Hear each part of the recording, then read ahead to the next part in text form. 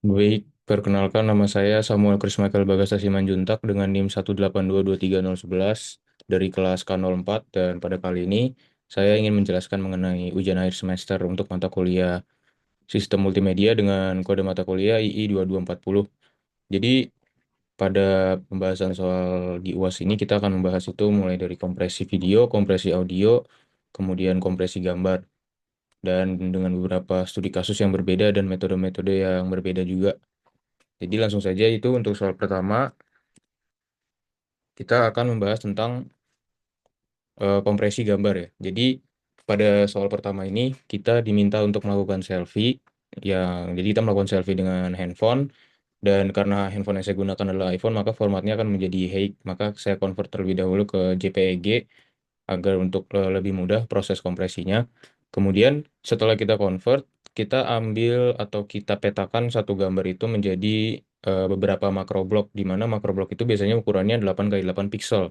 Jadi bisa dibayangkan dari satu gambar itu nanti dipecah-pecah menjadi beberapa makro blok yang setiap makro blok itu mewakili area 8 kali 8 piksel atau sekitar 64 piksel luasnya.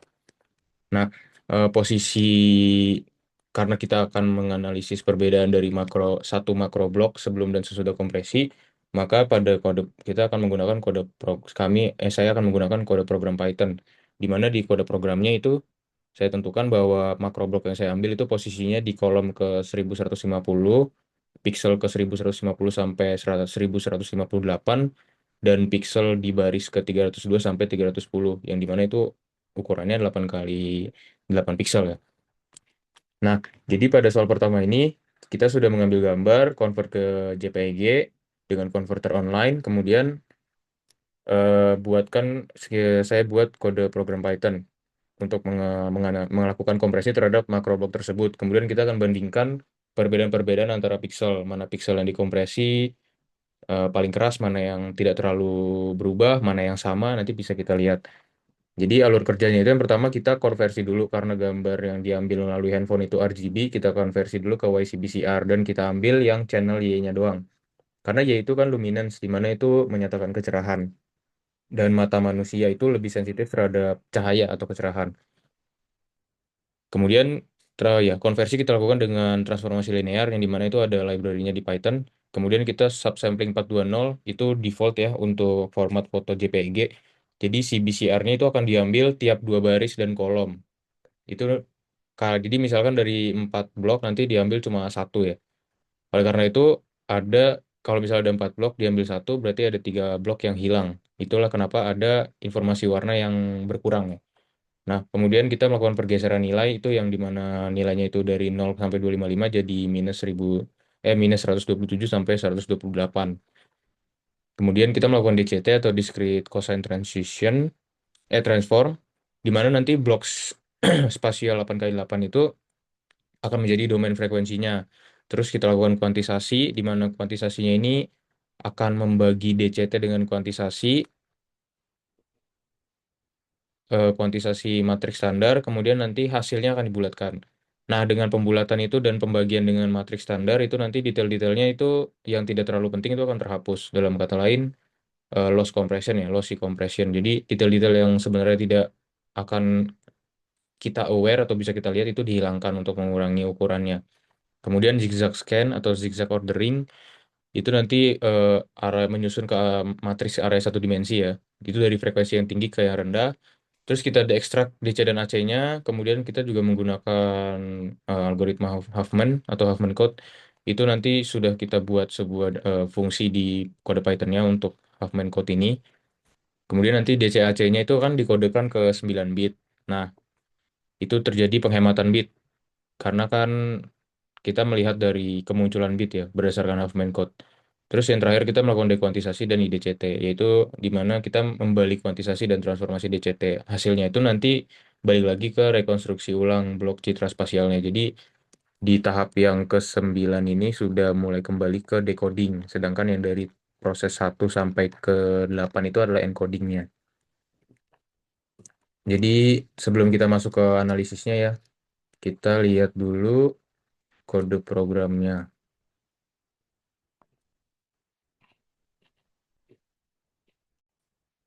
Nah,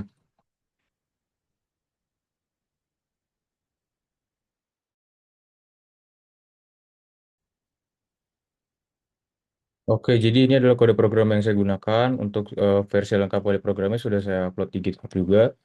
Dan nanti akan saya share linknya melalui video YouTube untuk melihat dan menjalankan kode programnya. Jadi yang pertama itu di proses encoding decoding gambar ini library-library yang dibutuhkan untuk semua algoritma yang dibutuhkan untuk kompresi.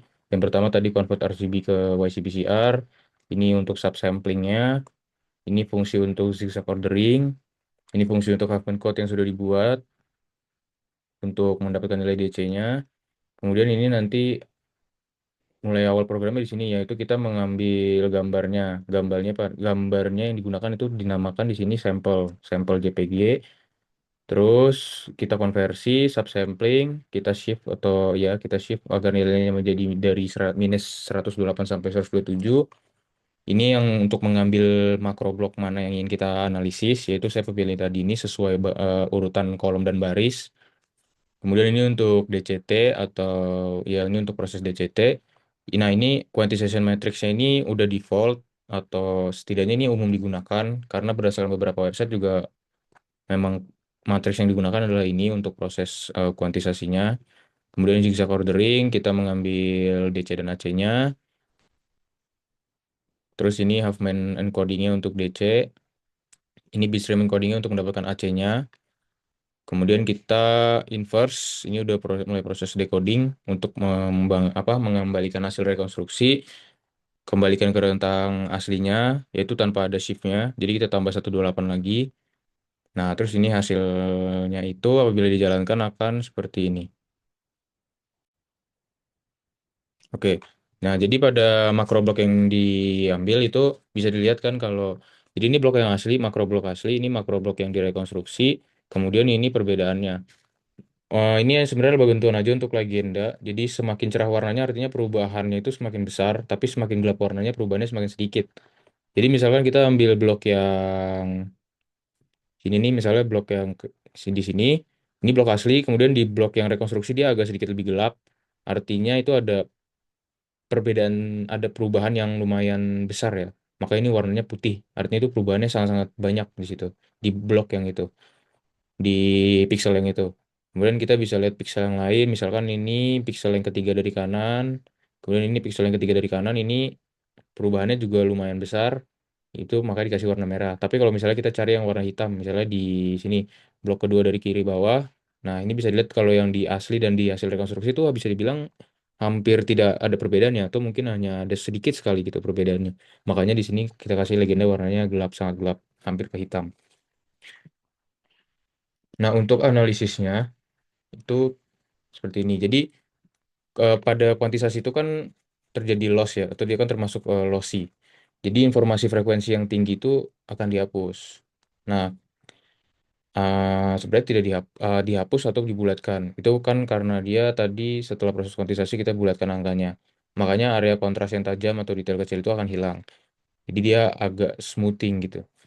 Nah, pada zigzag ordering ini nanti frekuensi kan tadi udah diurutkan dari frekuensi yang rendah ke yang tinggi. Maka nanti frekuensi yang tingginya itu akan dibuang dan yang rendah ini dipertahankan. Nah, beberapa kenapa beberapa informasi itu sengaja dihapus atau kita lossy compression ya itu karena yang pertama kan tujuannya menurunkan ukuran filenya. Jadi untuk tempat penyimpanannya lebih hemat. Terus yang dibuang itu biasanya yang memang tidak terlalu bisa kita lihat atau kita notice itu secara visual. Jadi apabila itu dihapus tidak akan mengganggu keseluruhan dari gambarnya gitu. Kemudian bagian yang tidak terlalu terlihat oleh mata manusia kan juga akan dihilangkan itu ya untuk menurunkan ukuran file juga. Nah ini tadi pada legendanya seperti ini. Nah jadi untuk nomor satu intinya adalah proses encoding decoding pada terhadap gambar. Ini adalah algoritma-algoritma yang digunakan dan tujuannya adalah menurunkan ukuran file dengan membuang visual-visual yang mungkin tidak terlalu penting untuk kita lihat, tidak mengganggu keseluruhan gambar, dan tentunya dengan ukuran file yang lebih rendah, tapi gambar tetap bisa dilihat dengan jelas atau mirip dengan gambar aslinya.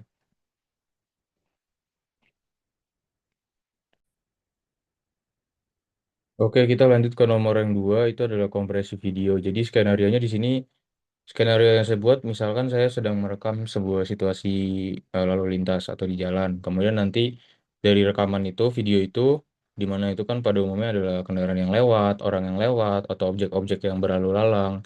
Nah, itu nanti akan saya upload melalui internet, kemudian ditampilkan ke layar penonton melalui platform-platform online yang ada, misalkan melalui YouTube. Nah, kemudian saya akan menjelaskan bagaimana alur prosesnya dengan memperhatikan seperti perbedaan sinyal video analog digital, variant encoder H264, open loop closed loop, redundansi temporal, dan juga group of picture ya. Nah, jadi langsung saja kita mulai. Yang pertama itu, jadi yang pertama dari skenario yang sudah saya buat tadi, sebelumnya kita akan membahas sekilas itu sinyal analog dan sinyal digital. Sinyal analog itu kan adalah sinyal yang dia kontinu dan itu sebetulnya sinyal satu dimensi, rentan banget terhadap noise sama gangguan, terus dia tuh akan menurun ya. Dia akan kualitasnya menurun seiring waktu dan jarak, dan itu sinyal analog tuh sulit untuk dikompresi ya. Karena dia kontinu, nilainya tidak discrete segala macam. Nah, sedangkan di satu sisi sinyal digital ini dia sudah discrete. Jadi kalau dilihat grafiknya itu kan seperti grafik staircase atau tangga. Jadi nilainya antara 0 atau 1. Terus dia jauh lebih tahan terhadap noise dan itu mudah diproses, mudah dikompresi. Itulah kenapa pada skenario yang saya buat itu nanti kamera digital yang saya gunakan untuk merekam lalu lintas itu menghasilkan sinyal digital. Dengan dia menggunakan sinyal digital itu artinya saya bisa kompresi, kemudian saya bisa melakukan sharing di internet. Sehingga itu nanti bisa dibuka lagi oleh penonton-penonton melalui platform yang sama itu dengan mudah. Nah, terus sinyal digital ini juga memudahkan kompresi H264, misalkan untuk proses streaming ya.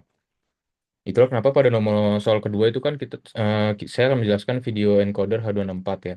Jadi itu adalah metode, itu pada dasarnya dia intinya membuat prediksi dari setiap gambar atau frame, itu supaya ukurannya lebih kecil. Tetapi dia tetap mempertahankan kualitas visualnya. Jadi tidak merusak videonya ya. Jadi cara kerjanya misalkan ada dua frame. Anggaplah frame ke N dan N+1. Jadi frame yang setelahnya itu akan digantikan dengan frame yang pertama atau frame sebelumnya. Dan jadi frame yang setelahnya itu apabila kita simpan langsung itu kan informasinya sangat banyak dan tentunya itu tidak bagus untuk tempat penyimpanan. Maka frame yang setelahnya akan digantikan dengan frame N atau sebelumnya dan juga perbedaan yang ada di antara frame yang sebelumnya dan setelahnya atau perbedaan frame N dan N+1. Jadi yang pertama itu prosesnya N+1 dibagi ke beberapa makro blok, terus dari makro blok itu dicari, oh misalkan makro blok di N+1 memiliki kesamaan dengan makro blok di N yang di bagian pixel yang ini gitu. Nah, hasilnya itu akan memiliki entropi yang lebih rendah. Dengan entropi yang lebih rendah, tentunya mudah untuk dikompresi atau kompresinya akan lebih efektif. Jadi implementasinya seperti ini. Pada encoding itu, frame yang N+1 akan mencari perbedaan dengan frame N melalui makro blok tadi. Kemudian nanti akan menghasilkan motion vector. Motion vector kan adalah perpindah. Jadi pada dasarnya, apabila saya merekam misalkan tadi lalu lintas, artinya kan ada mobil berlalu lalang. Misalkan dia bergerak dari kanan ke kiri. Pada dasarnya dengan latar yang sama, seakan-akan hanya mobilnya kan hanya bergerak ya. Jadi artinya hanya ada perpindahan pixel. Itulah kenapa menghasilkan motion vector. Nah, motion vectornya itu ditambah ke frame yang ke N. Kemudian setelah itu kita lakukan kompresi lossless karena ini penting ya karena tidak boleh ada informasi yang hilang di tahap ini gitu. Nah, terus yang di sisi lain pada proses encoding juga kita akan mencari perbedaan antara frame N+1 yang aslinya itu dengan frame N+1 prediksi itu. Jadi mencari perbedaannya dua kali ya antara frame N+1 dengan frame yang N dan juga frame N+1 dengan frame N+1 prediksi.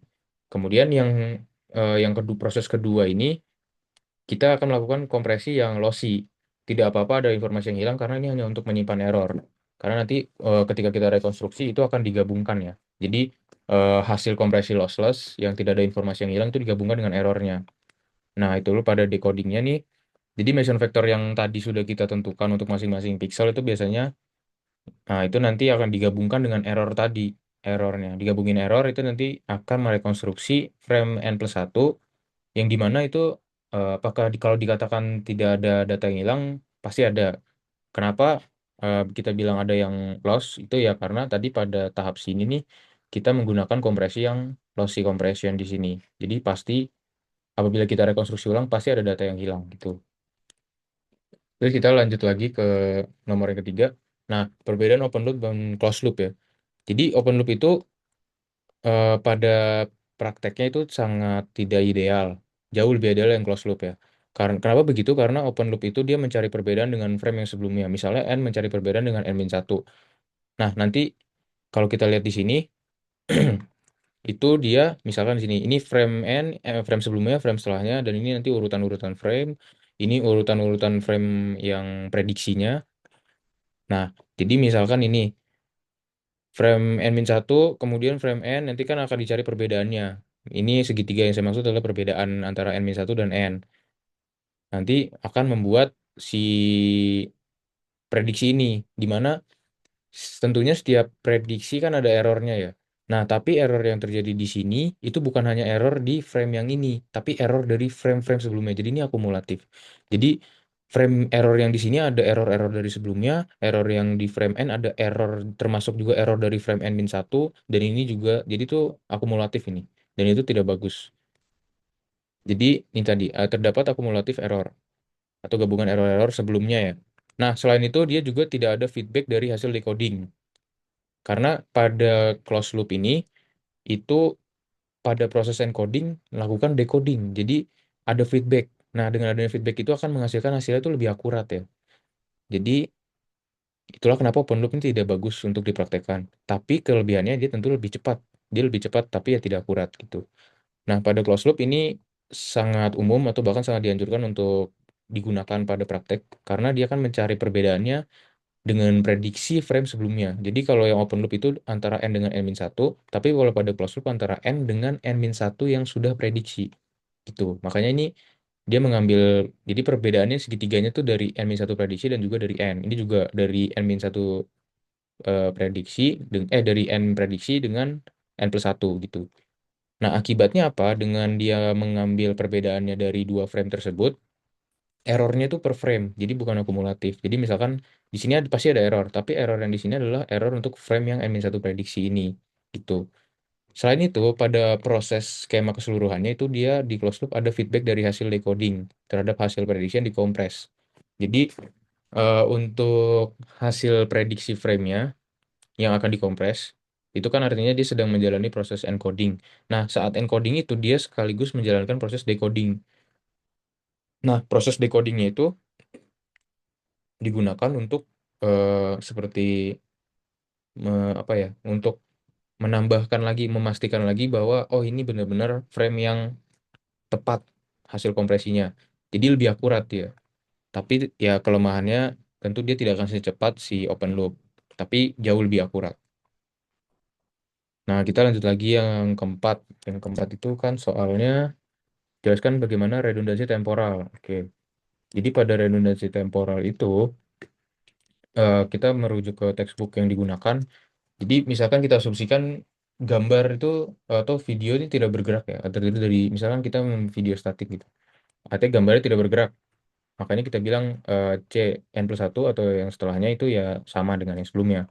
Tapi eh, secara visual mungkin benar, tapi secara perhitungan tidak mungkin terjadi karena pasti ada perubahan nilai. Misalkan karena kuantisasi, karena noise, eh, atau itu tadi kuantisasi dan noise itu karena faktor dari alat recording. Atau misalnya juga ada perubahan cahaya atau warna atau nilai pikselnya pasti ada perubahan dan faktor-faktor lain gitu.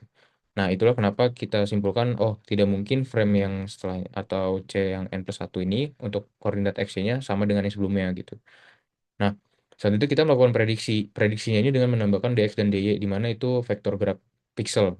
Jadi, yang setelahnya itu, frame setelahnya itu adalah frame sebelumnya, di mana x yang sebelumnya itu adalah eh, dikurangin ya, dikurangin dengan vektornya. Jadi muncullah rumus ini. Terus untuk lebih akurat lagi, kita tambahkan error. Anggaplah errornya ini dari kuantisasi dan noise tadi ya, itu untuk membuat hasilnya lebih akurat lagi. Makanya di sini yang setelahnya itu adalah yang sebelumnya ditambahkan error ini. Nah gitu. Ini kalau ini kan tadi rumus sebelumnya kita dapat dari sini itu kalau dijabarkan jadi ini ya, Cn x min dx sama y min dy atau dikurangi vektor motionnya, motion vektor dari pixelnya. Nah implementasinya bagaimana gitu? Jadi gini. Jadi hanya redundansi temporal itu kan hanya menyimpan perbedaan antar frame. Dalam hal ini dia hanya menyimpan tadi motion vektornya sama residual. Kemudian dia kan akan melakukan prediksi. Prediksinya dilakukan dengan mencari blok yang sama dan dari seberapa jauh dan arah blok itu berpindah. Itu merefer ke motion vector. Jadi motion vector dan residual itu membuat proses encodingnya itu lebih hemat penyimpanan. Karena kayak kita tidak perlu menyimpan informasi lain, yang penting kita tahu oh pada dasarnya dua frame ini ada hanya perbedaan di objeknya itu sebetulnya berpindah pixelnya gitu. Nah, yang terakhir ini kita bahas group of picture. Group of picture itu secara umum ada tiga ya. Ada iframe, pframe, bframe. Iframe ini dia tunggal, nggak ada mereference ke frame lain, dan dia mengandalkan kompresi spasial, ukurannya paling besar, informasinya sangat-sangat lengkap karena dia akan dijadikan acuan ya. Jadi semua frame lain itu akan membutuhkan acuan. Acuannya itu ya ke iframe, makanya informasinya paling lengkap. Terus bisa dihitungnya dengan DCT, kuantisasi, kemudian entropy encoding. Jadi perannya tadi acuan bagi frame lain, iframe. Jadi iframe biasanya kalau di urutannya tuh di paling awal ya. Paling awal tuh iframe. Nah, pframe ini hanya bisa merujuk ke frame sebelumnya. Entah itu pframe juga atau bisa juga ke iframe gitu. Jadi dia menyimpan informasi motion vector sama perbedaan antar frame. Ukurannya jauh lebih kecil ya, karena informasinya kan disimpan lebih sedikit. Jadi dia menghilangkan beberapa informasi dan dia akan melakukan validasi ke iframe ataupun pframe lagi gitu. Jadi urutannya iframe, kemudian pasti pframe, pframe, pframe, terus misalkan pframe itu merujuk pasti ke frame sebelumnya. Dia nggak bisa merujuk ke frame setelahnya ya. Dia satu arah ke belakang aja. Jadi dia menentukan perubahan posisi blok karena tadi menyimpan motion vector dan dia juga acuan. Acuannya bagi apa? Bagi B-frame. Nah, B-frame ini yang paling kecil ukurannya karena dia informasinya paling sedikit. Jadi dia kompresi yang paling keras dan tentunya paling efisien ya ada di sini di B-frame.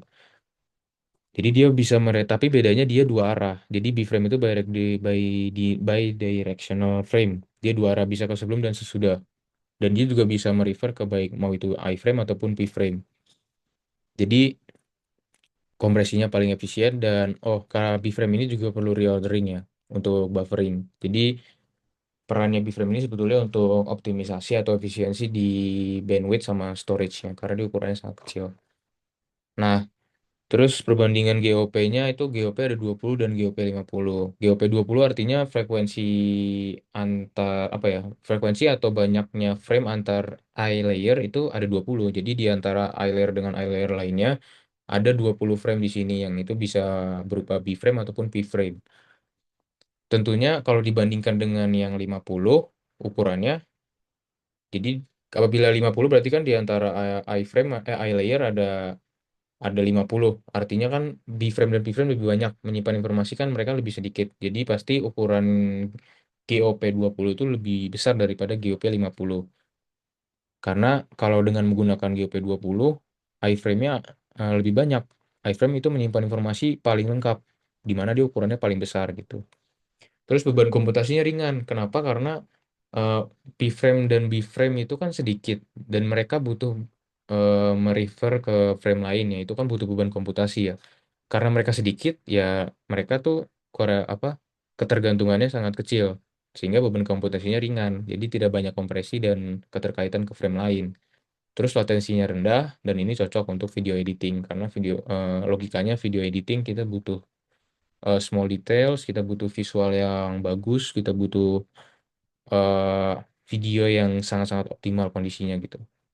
Karena editingnya.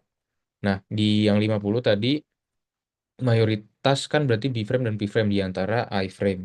Ukuran mereka B-frame dan P-frame itu kecil sehingga secara keseluruhan ukurannya tentu akan lebih kecil ya dengan menggunakan GOP 50.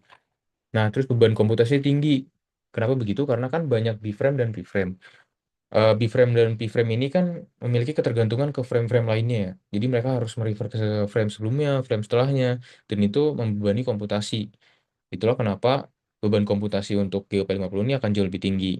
Terus latensinya juga lebih tinggi karena kayak sudah disebutkan di B-frame tadi kan dia perlu reordering ya. Reordering ini untuk bufferingnya. Itulah kenapa latensinya tinggi ya. Karena sering terjadi buffering di B-frame. Nah, ini GOP50 cocok untuk live streaming karena eh, bagaimana caranya kita menyiarkan sebuah tayangan atau video yang dia stabil, ringan, ukurannya kecil, karena kan untuk jangka waktu yang panjang mungkin Dan kita tidak terlalu membutuhkan small details yang penting atau visual-visual yang bagus. Yang penting video itu bisa menyampaikan maksudnya dengan baik itu, dan penonton bisa mendapatkan maksud dari video itu juga.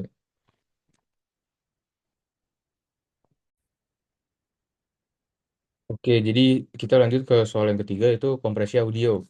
Jadi kita akan membuat eksperimen sederhana. Kita akan menggunakan file audio berformat WAV.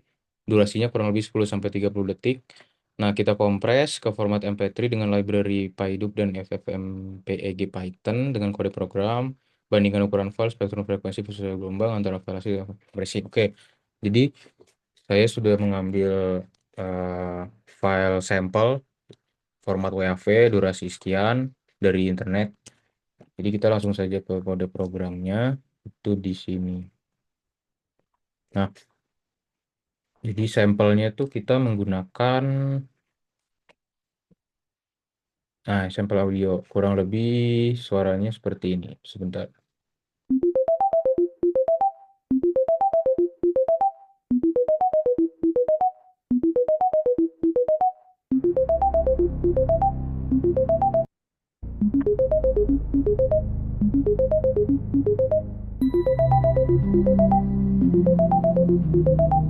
Oke, jadi memang sengaja gunakan sampel itu karena banyak frekuensi ya, banyak ton ton suara yang berbeda, dan harusnya eh, kompresinya kita bisa lebih analisis lebih dalam lagi. Jadi pada programnya ini, yang pertama tadi diminta kompresi melalui format MP3. Oke. Jadi kita pakai PyDub, ya kita pakai PyDub dan juga FFmpeg, ya ini FFmpeg, FFmpeg dan PyDub. Jadi yang pertama kita convert dulu WAV ke MP3, terus ini untuk kita buat fungsi-fungsinya dulu ya. Definition-definitionnya dulu, ini untuk WAV ke MP3, ini MP3 ke WAV, ini untuk visualisasinya, itu untuk membantu kita melihat hasil analisisnya nanti. Nah, ini yang eksekusinya. Jadi ini sampelnya, ini yang sudah dikompres ke MP3, dan ini yang direkonstruksi lagi ke WAV gitu. Ini nama fungsi library, apa nama definition tadi yang udah kita buat. Ini untuk melakukan analisis ya. Nah, ini untuk membandingkan ukuran keduanya. Tuh. Jadi ini ketika dijalankan itu, yang pertama kita akan lihat bandingkan ukuran file. Oke, jadi setelah kita menjalankan kode program ini, kita akan mendapatkan hasil kompres audionya, yaitu seperti ini. Sebentar.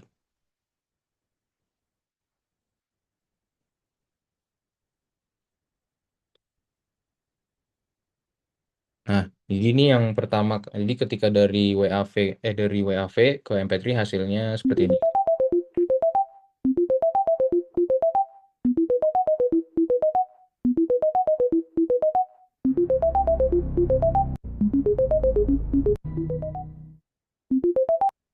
Oke, sekilas seperti tidak terlalu berbeda jauh ya.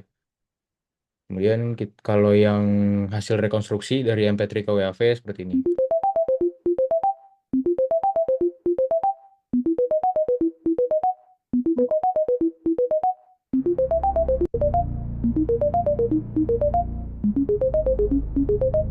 Nah, tapi kalau diperhatikan lebih detail lagi, sebetulnya kita akan melihat bahwa sebetulnya ada perbedaan ya. Jadi antara WAV pertama ke MP3 ada pengurangan kualitas sedikit. Kemudian dari MP3 ke WAV lagi itu juga tidak kembali ke bentuk semula. Artinya ini lossy kalau kita menggunakan pendengarannya. Dan fun fact juga, pendengaran manusia itu lebih sensitif terhadap pendengaran daripada visual ya. Gitu. Jadi proses encoding decoding di audio tuh harus lebih hati-hati dan juga lebih tepat sasaran ya, karena kita lebih sensitif terhadap perubahan kualitas di audio daripada visual gitu. Nah, jadi yang pertama tadi kita sudah dengar filenya, terus kita lihat ukurannya. Jadi ini kita lihat terminal. Oh, di WAV itu ukurannya tadi 5165,23 kilobyte. Kemudian kita setelah melakukan kompresi ke MP3, kita lihat ukurannya menjadi 469,52 kilobyte. Itu hampir kurang lebih 11 kalinya lebih kecil di MP3. Jadi ini kompresi yang sangat luar biasa keras ya, atau luar biasa efisien. Nah, kalau kita baca analisisnya, nih result audionya. Jadi ini result audio compress. Ini yang dari, oke. Ini yang dari WAV-nya nih gelombang waktunya seperti ini ya. Jadi ini gelombangnya seperti ini berdasarkan audio kita. Kemudian kita lihat lagi di spektrum frekuensi. Di sini saya menggunakan log scale ya supaya lebih kelihatan gitu, lebih jelas. Nah, ini cenderung rapi, tidak ada penurunan mendadak, semuanya ya rapi. Seperti audio yang memang kualitasnya bagus gitu. Terus kita lihat yang kompres. Oke, ini yang kompres dari MP3 ke WAV. Jadi kalau dilihat, nah ini di sini ada perbedaan. Jadi misalnya kita lihat di sini, ini yang asli, ini yang asli, ini yang direkonstruksi. Nah di sini ada perbedaan misalnya di log scale-nya. Di sini mungkin hanya perbedaan sedikit. Kemudian yang di sini yang paling kelihatan itu sekitar frekuensi di 16 ribuan Hertz itu ada penurunan mendadak. Itu hasil rekonstruksinya. Itulah kenapa tadi kita ketika mendengarkan audionya itu tidak sama persis seperti sampel yang aslinya. Gitu. Nah, untuk analisis lebih dalamnya, itu bisa kita lihat di sini. Nah, jadi ukuran filenya tadi sekian, 5165,23 kilobyte. Tentu lossless ya. Karena informasinya sangat lengkap, tidak ada yang hilang. Kita dengar audionya juga bagus, clear. Kemudian di file MP3 itu hanya segini, 469,52 kilobyte. Lossy banget, karena banyak frekuensi tertentu, itu biasanya kita gunakan teori audio karena manusia itu hanya bisa mendengar di antara 20 sampai 20 ribu Hertz. Jadi audio yang atau suara yang di bawah 20 dan di atas 20 ribu itu dihilangkan karena kita juga nggak bisa dengar audionya gitu. Dan itu dengan menghilangkan itu kan mengurangi ukuran filenya. Itu tujuan dari kompresinya. Jadi penghematannya kurang lebih 10 sampai 11 kali lebih hemat daripada setelah kompresi menjadi MP3 dari WAV. Nah, di spektrum frekuensinya di WAV kan dominannya tuh di 0 sampai 4000 Hz. Kemudian terus sinyalnya itu sampai 22.000 kHz, 22 kHz atau 22.000 Hz. Itu masih masuk di kategori kemampuan manusia mendengar frekuensi. Terus spektrumnya halus, nggak ada data yang hilang, datanya lengkap, grafiknya nggak aneh. Nah, di MP3 ini udah ada kelihatan perbedaannya. Jadi, ya beberapa informasi pasti hilang. Lossy compression, kemudian frekuensi di atas 60 kurang lebih 16.000 kHz itu sudah 16 kHz itu dihapus atau ya dihapus ya karena kan itu sudah mendekati frekuensi yang tidak bisa kita dengar. Puncak harmonik-harmonik yang kecil itu hilang, kurva spektralnya kasar, terus ada penurunan tajam tadi di kurang lebih 16 kHz. Itu karena frekuensi yang tinggi itu dihapus gitu. Makanya tadi ada lonjakan di logsnya, di log scale-nya itu ada tiba-tiba turun drastis di 16.000 di 16.000 Hertz. Nah, kalau di gelombang waktunya itu di WAV itu ya tajam, jelas, terus eh, amplitudenya berubah-berubah karena kan dinamika sinyal yang tinggi. Habis itu audionya juga banyak nada-nada yang tone-nya berbeda-berbeda. Ada nada rendah, nada tinggi. Nah itu makanya ini sangat apa ya, gelombangnya sangat dinamis gitu. Habis itu di MP3-nya bisa dilihat tuh hampir nggak ada bagian yang tajam lagi, udah nggak terlalu detail. Itulah smoothing gitu, sama kayak tadi kita kompresi di gambar. Bagian-bagian yang kontras itu menjadi halus, agak sedikit ngeblur gitu. Nah, di audio juga sama. Terus ada noise di latar belakang itu ada noise, tapi mungkin tidak terlalu terdengar ya. Kemudian di beberapa bagian itu juga suaranya agak kurang presisi dalam artian seperti nadanya tuh tidak sampai tepat di nada yang diinginkan gitu. Itulah hasil dari kompresinya gitu.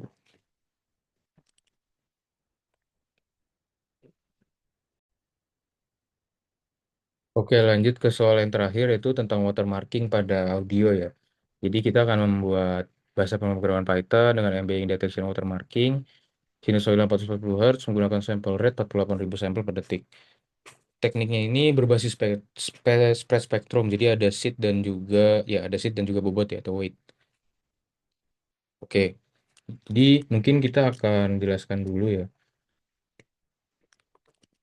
Jadi pada kode programnya kan diminta menggunakan Python. Oke, jadi kita menggunakan Python di sini.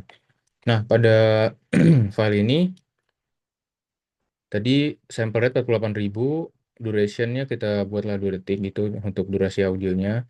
Frekuensinya 440 sinusoidal, seatnya menggunakan tanggal lahir, karena saya lahir bulan Desember tanggal 11, maka saya gunakan bulan dan tanggal lahirnya, berarti 12-11.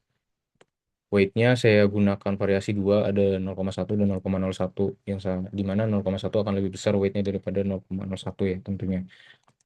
Nah, ini tadi untuk seat-nya, untuk membuat sinyalnya. Kemudian, oke, original ya, oke. Nah, apabila kode ini dijalankan, nanti kita akan mendapatkan grafik seperti ini. Nah, ini sinyal yang asli, belum ada kompresi, belum ada teknik watermarking segala macam, masih sinyal yang asli 440 Hz ya, sudah sesuai. Nah, ini watermark pertama dengan weight yang paling kecil 0,01, sama, hampir sama dengan yang atas, tapi grafiknya agak kasar dan tidak tidak mulus gitu.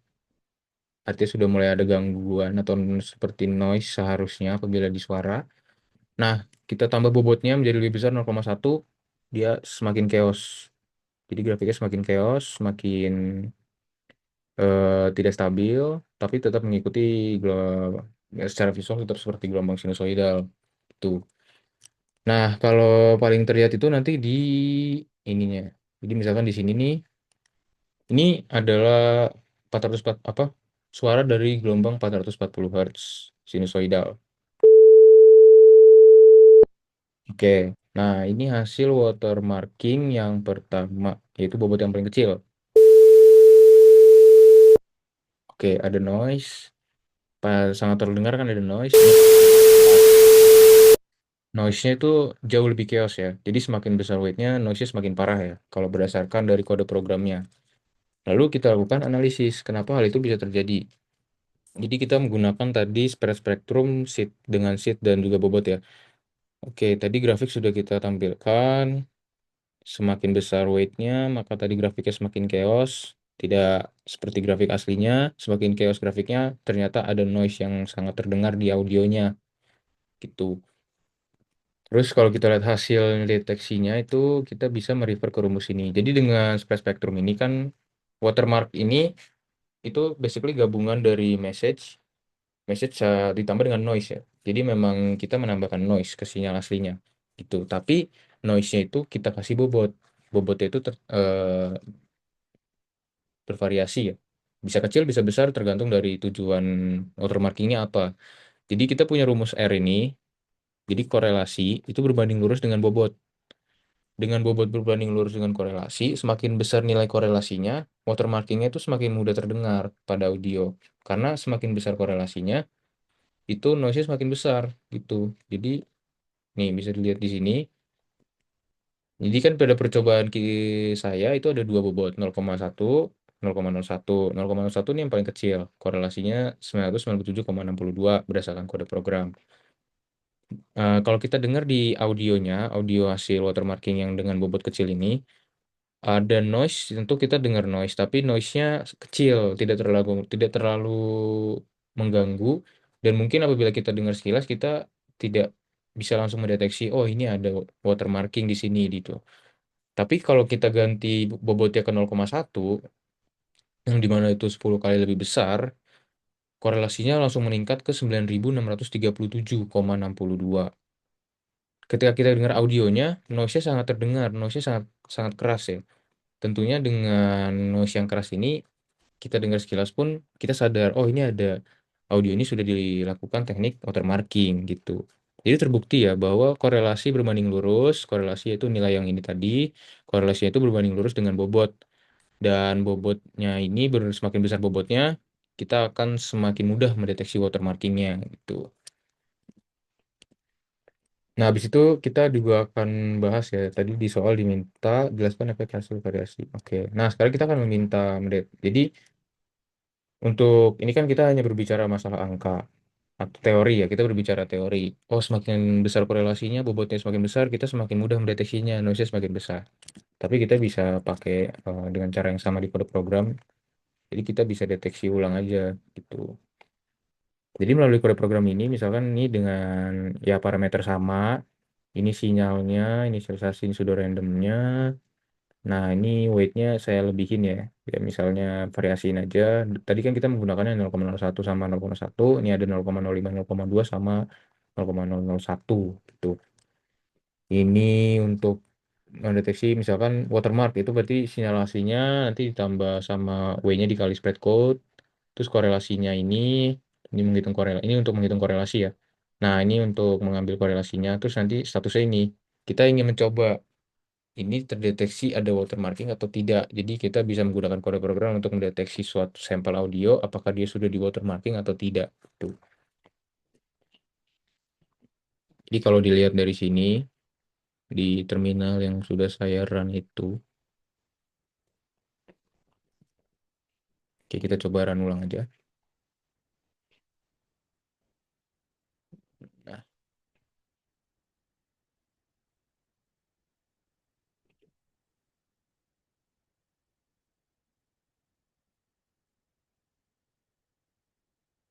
nah ini dia. Oke. Jadi bisa dilihat ini di terminal misalkan.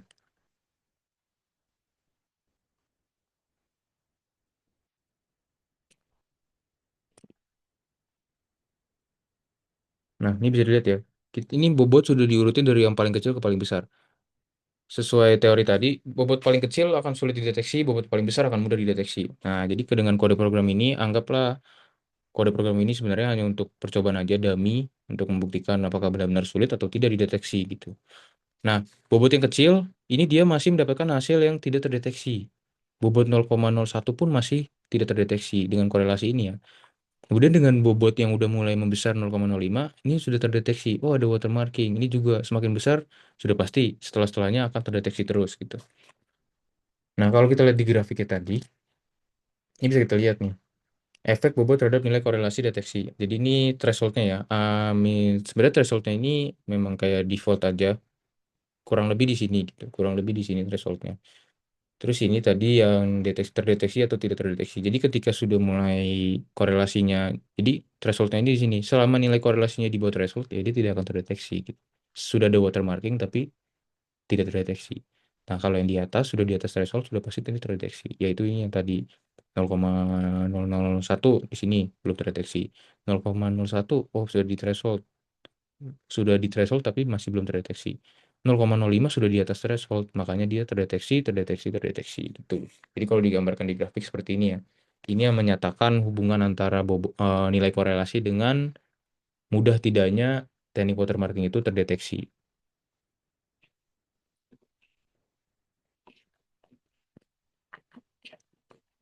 Oke, mungkin sekian aja. Jadi sudah saya jelaskan ujian akhir semester saya. Kiranya penjelasan saya ini bermanfaat dan bisa membuat penonton paham juga. Terima kasih telah menonton.